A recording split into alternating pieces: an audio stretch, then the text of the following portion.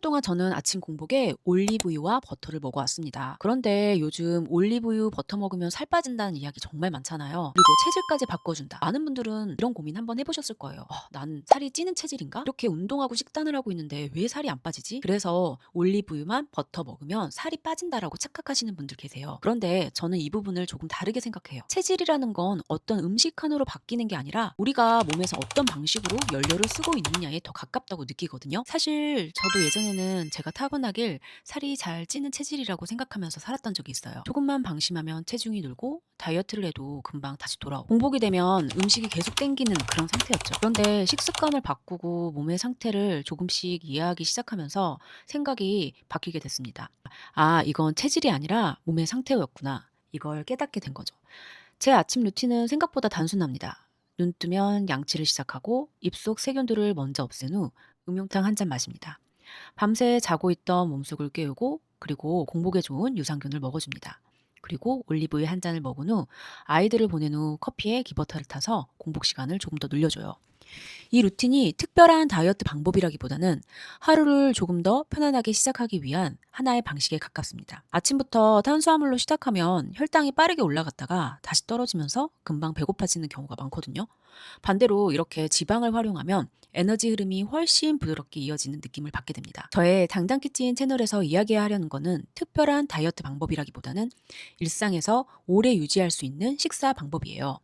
건강은 결국 거창한 방법보다는 반복되는 습관에 가까운 것 같다고 느끼고 있거든요. 물론 여기서 중요한 건 특정 음식 자체가 아니라 전체적인 식사 구조입니다. 컨디션 메이커 정하늘 의사 선생님의 영상을 보면 살 안 찌는 체질 식단에서도 강조하듯 설탕이나 밀가루, 가공식품 같은 것들을 줄이는 것만으로도 우리의 몸 상태를 크게 달라질 수 있어요.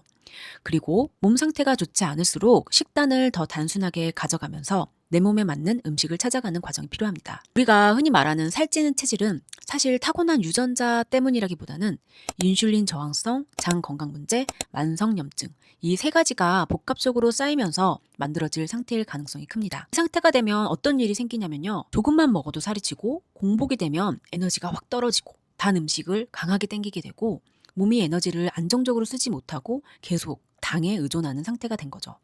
정제된 탄수화물, 단 음식 위주의 식사를 계속하면 몸은 점점 당을 주 에너지원으로 쓰는데 익숙해집니다. 그래서 공복이 오면 금방 배고파지고 집중력이 떨어지고 단계 땡기고 짜증이 나는 상태가 반복되죠.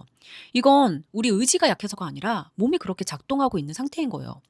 여기서 여러분들은 그럼 무엇을 어떻게 먹느냐 집중하시는데요.